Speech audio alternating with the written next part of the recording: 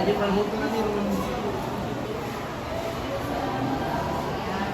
day, everyone. Welcome to the Miss Genius Pageant, where brains are the new beauty. I am Anna. And I'm Lee. Today we're celebrating smart and sassy. So sit back, relax, and enjoy. And now let's call our incredible contestants. Contestant number 1.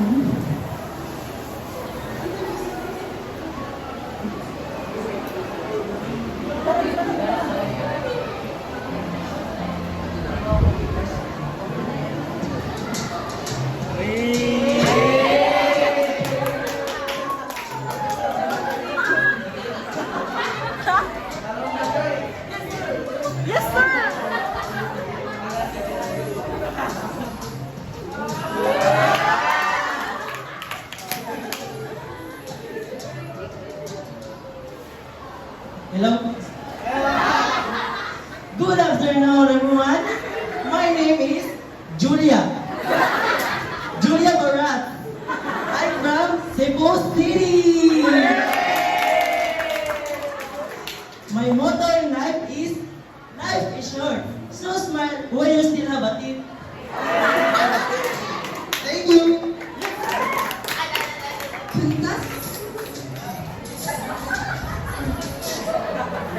Contestant number 2.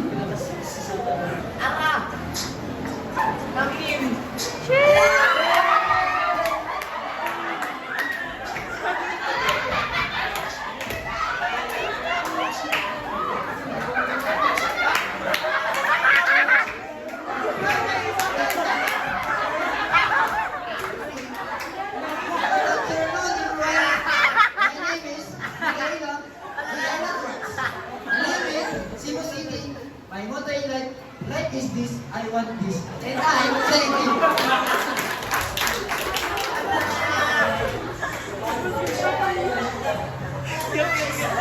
Contestant number 3.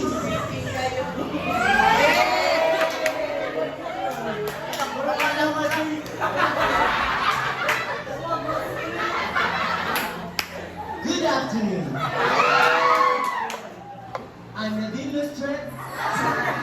I'm from the Queen City of South, the city that I called home, Cebu City. And I do believe that success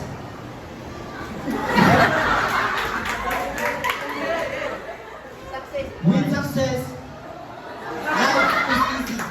But with failure, you can learn with a great deal. And I thank you.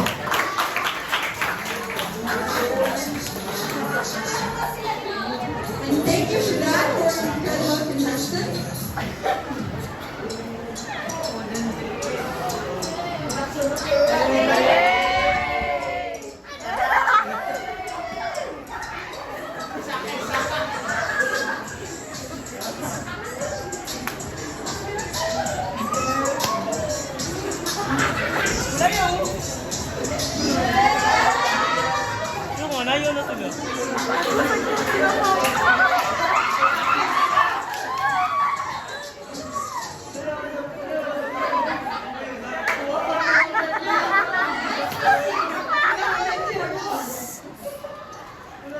Let's call contestant number 1.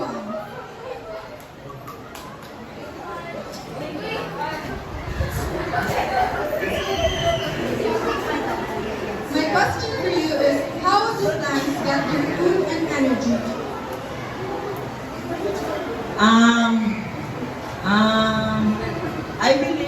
I believe that plants cook their own food using from the heat of the sun. And I thank you.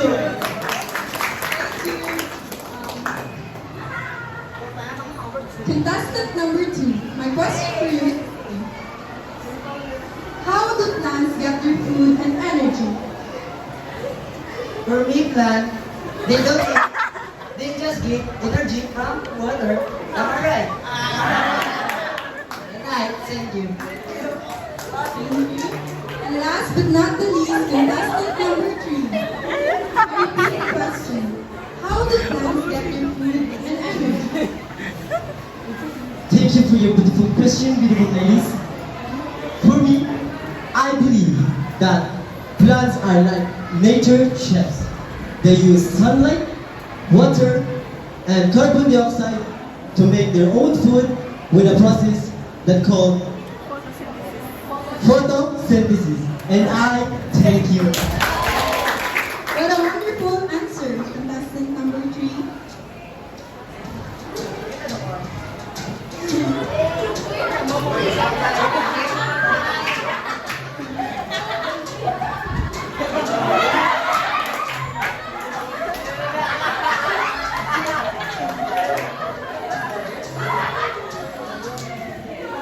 And now, the result of our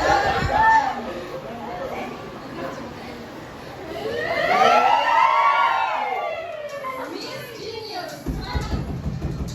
2024 is contestant number 3.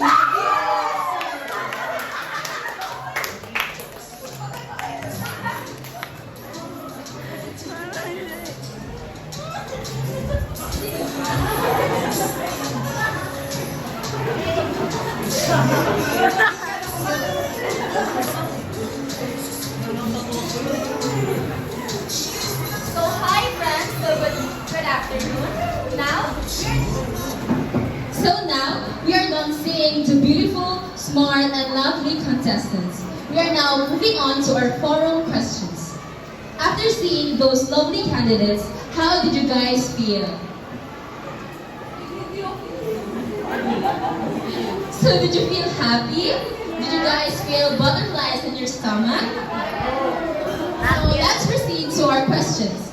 I will be asking you guys questions, and every person who answers gets 1 point. So this is the question. Who has an idea about the academic language? It can be a phrase, a word, anyone. Rian? Formal language. Sige, another. Jai? Do you have any idea? Wendell? Informal language, right? Steve? So do you guys know that academic language is the formal way of speaking and writing used in schools and universities? It includes specific vocabulary, proper grammar, and structured sentences to clearly explain ideas and information. So let's move on to the features of academic language. Big advice. Listen and take notes because we will be asking questions every after the show. To learn more, let's listen to the next activity, which is the family feud. Amazing feud.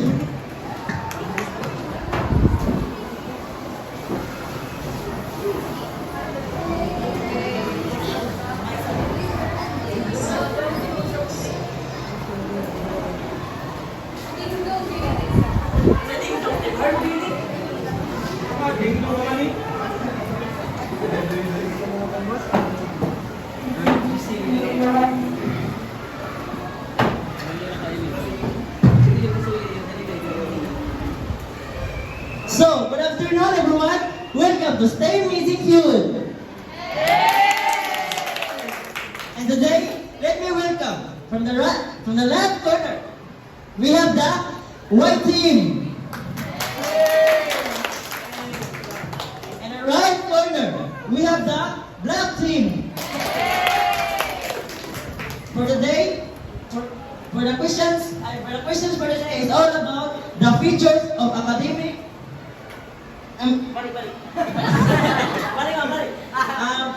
All this question is all about the features of academic language. So let's get it on. Let's start.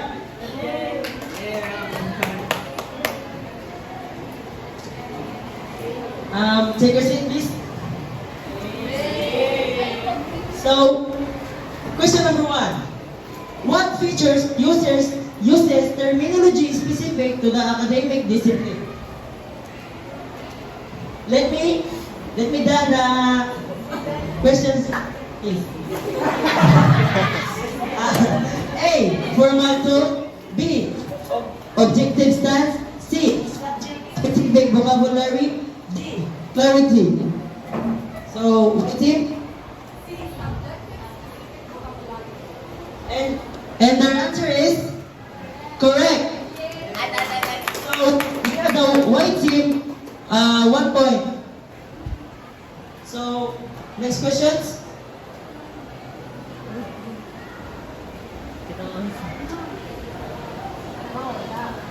So next question. What features aim for clear, concise, and concise and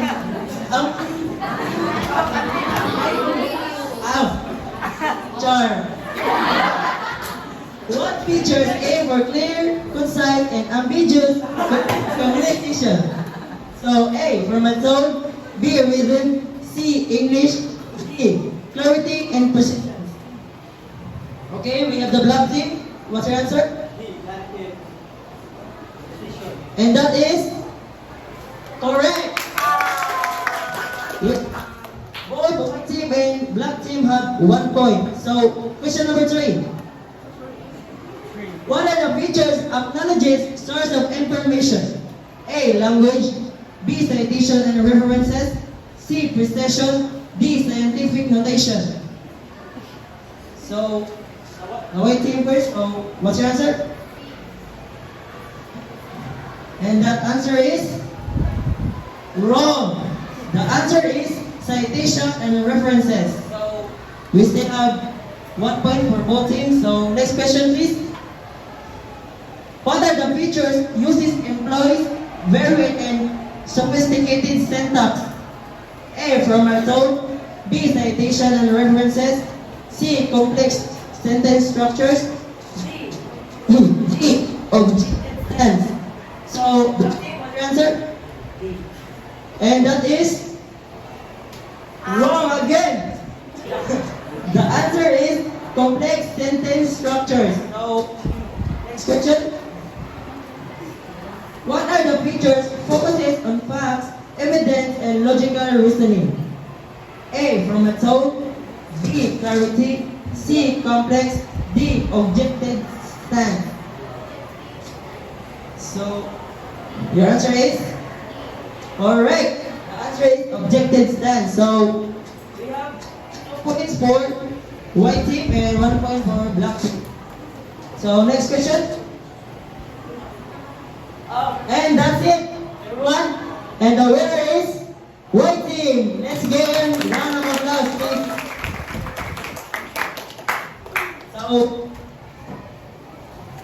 So that's it. I hope you enjoyed this activity and you learned something from from the features of academic language. And I thank you. So hi again everyone. Did you guys learn anything about the features of academic writing? Yes. Sige, I'll ask questions. Stephanie, at least one. Features of academic. Clarity and precision. Correct. Roka, Formal tone. Ariane, citation and references. Rosel, you want to answer? Subject-specific vocabulary. You guys are all correct. So let me summarize the features of academic language to make it more understandable. So what are the features of academic language? So we have 6. The formal tone, complex sentence structures, subject-specific vocabulary, object stance, clarity and precision, citations and references. So the first one is the formal tone. Uses a serious and respectful tone, avoiding colloquial expressions and slang. This can be used in MCs and speakers. So the next one is the complex sentence structures. So it employs varied and sophisticated syntax, including compound and complex sentences. So the third one is the subject-specific vocabulary. This uses terminology specific to the academic discipline. So, objective stance focuses on facts, evidence, and logical reasoning rather than personal opinions or emotions. Then the clarity and precision aims for clear, concise, and unambiguous communication. So the fifth one is, the last one, is the citations and references. Acknowledge sources of information and supports claims with evidence. So that was the features of academic language. And for our last show, we will get to learn about the difference of academic and non-academic language. So sit back and enjoy.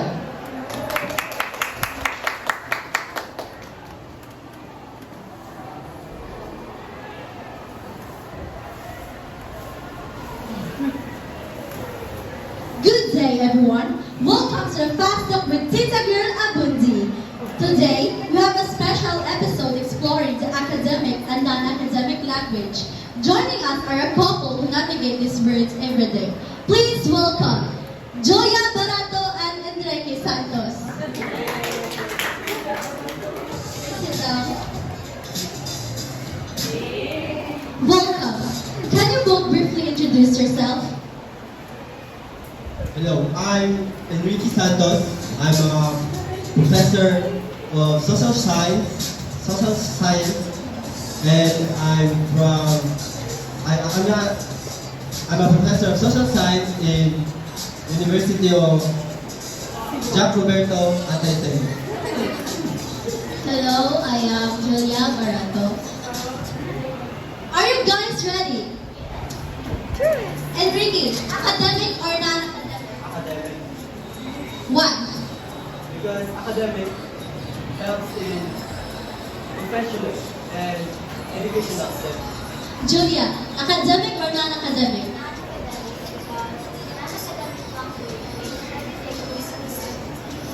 Why?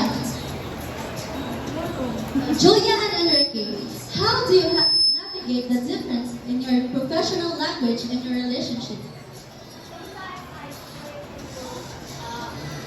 Academic jargon and in detail give me a little bit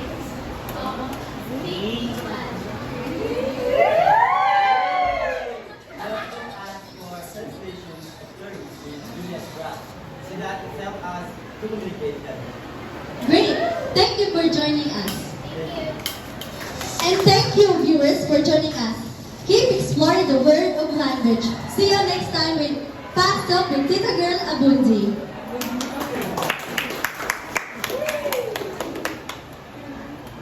So that's a wrap. We are done with watching the 3 shows.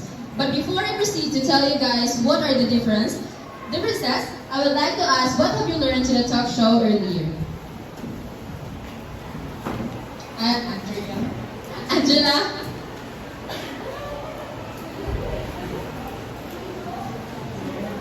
Academic language is a formal and non-academic language is informal. John? Cabanis? In a show, I noticed that every show has different languages. Like, they are formal and informal. So, thank you. Formal and informal. So what is really the difference between academic and non-academic language? So the tone and style. Academic language, formal, objective, and precise.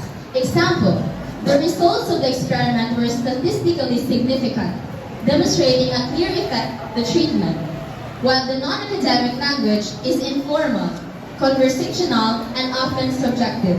So example, the experiment worked really well, showing that the treatment definitely had an effect. So that's a wrap. Let me call on the learning team for to finally end and say goodbye. Kanta na sila. Ay, hindi.